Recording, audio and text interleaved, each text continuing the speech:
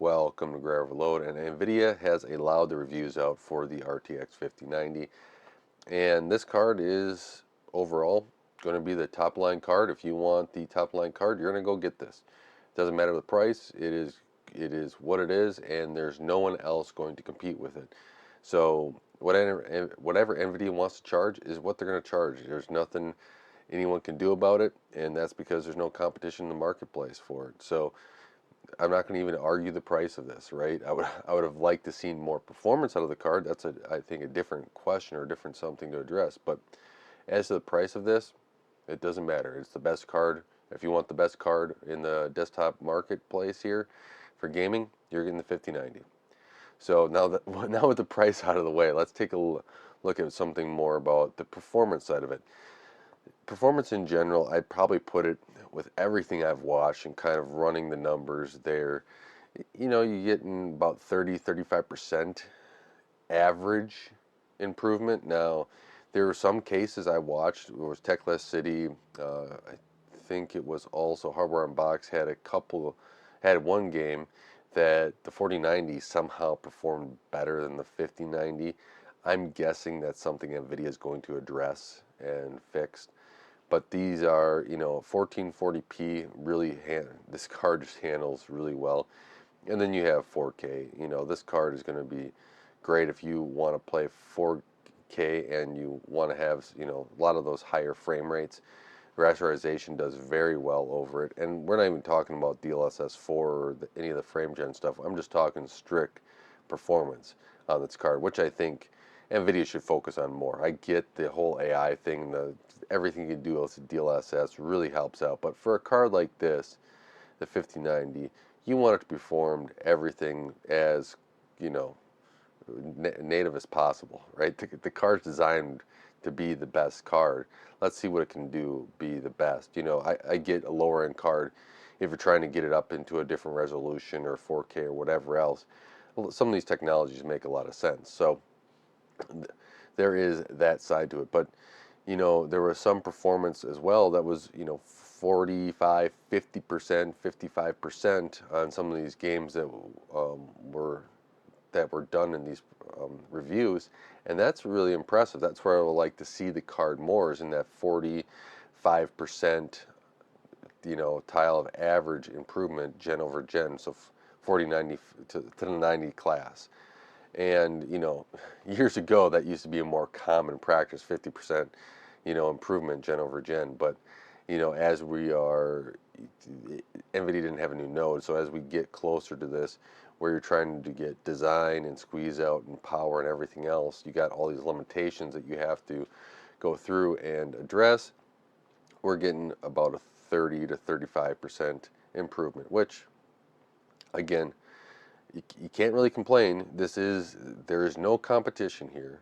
AMD is not here, Intel's not here, and until they are, I'm going to take the approach of, yeah, I like a cheaper card, but obviously this card, since I don't have the money to go buy it, is not going to be for me. It's unfortunate. I like to have and try out the high-end stuff and see how well it performs, but the priced me out of it. And maybe one day AMD or Intel will get there, but we don't know, right? We have to wait for AMD's. We're still waiting for AMD's mid-gen, and the 7900 XTX is not going to even compete with this card anyways.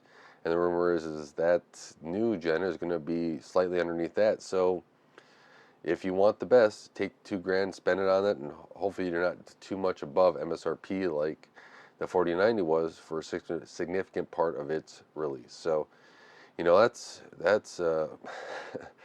that's unfortunate. A couple of things I do really like on the card though is especially on the Founders Edition, the design of it is very, very well done. That smaller board having the pass-through fans, I like what they've done there. A lot of engineering.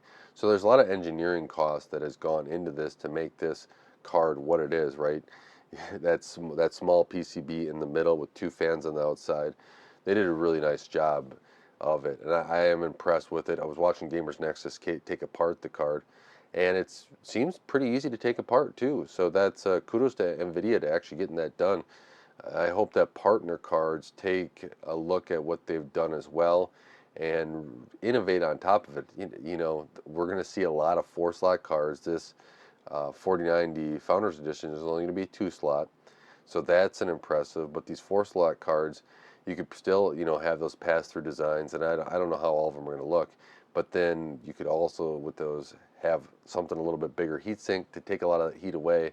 That the Founders cards seemed to be, Gamers Nexus said it was all seemed fine, right? He said the memory was a little higher than what he liked, and I can see that side of it, but I'm sure it's within spec because I'm sure NVIDIA was making sure that the memory modules and how the cooler worked would all be within spec.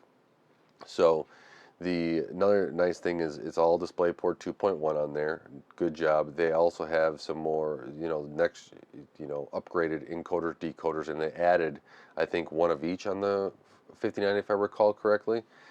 You have all these little features there, but it does come at a little bit of cost. So the one thing I notice is that what is it, the 12-pin high power, 12-pin spice, whatever it is these days.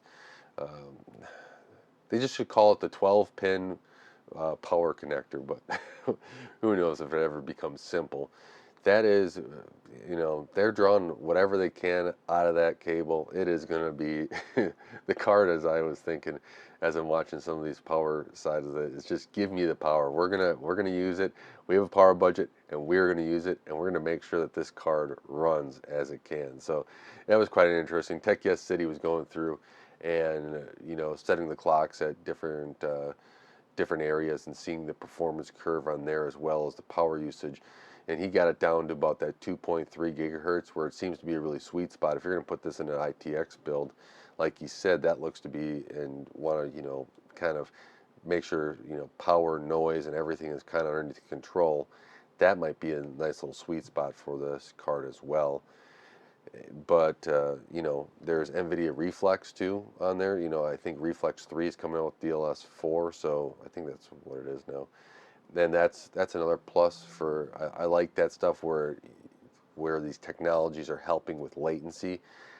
You know, I'm not a, at first, you know, I wasn't a huge fan of ray tracing. I just didn't think the hardware was there to add in ray tracing, then to add like a DLSS to help you out, to have it upscaling so that you can get to the frame rate you need. Now with the 5090, I think we're at a point where it seems reasonable. I'd like to see that native and run on those ray tracing hardware that you have, or however they're going to do it, to get that performance there, so it is reasonable. It looks like Nvidia is there. You know, the 4090 was basically in that spot, and now the 5090 has taken that another step further, and this makes it right the 4K 1440p card that you can game on and have that ray tracing on. Now, you also get the DLSS 4 stuff if you're using that upscaling technology. I can see where that is something that you might want to use. I don't think that it should be a selling point for Nvidia on the 5090. I get you get the best results with the 5090 because of how powerful that card is for that AI stuff that they have and the upscaling technology and everything else. But the big thing is, I think, is the lower end cards where you want to play it on a device that or a screen that may be, you know, 4K or whatever else, and you get some of that upscaling technology, get a little bit more performance or a little bit more clarity out of that card than having to spend $2,000 on the top line card. And one thing, I was watching Hardware Unboxed too, and so I credit to all these guys. Go check out their reviews as I'm mentioning them, right? They did a really good job getting all their numbers done, and I wish I had more time to more time and the cards to actually go through and make these numbers. I think if I had the cards, I make time to get the numbers, but I don't have the cards, so I'm not making the time to get the numbers, right? No use to. But Hardware Unboxed did mention an interesting thing about the frame generation.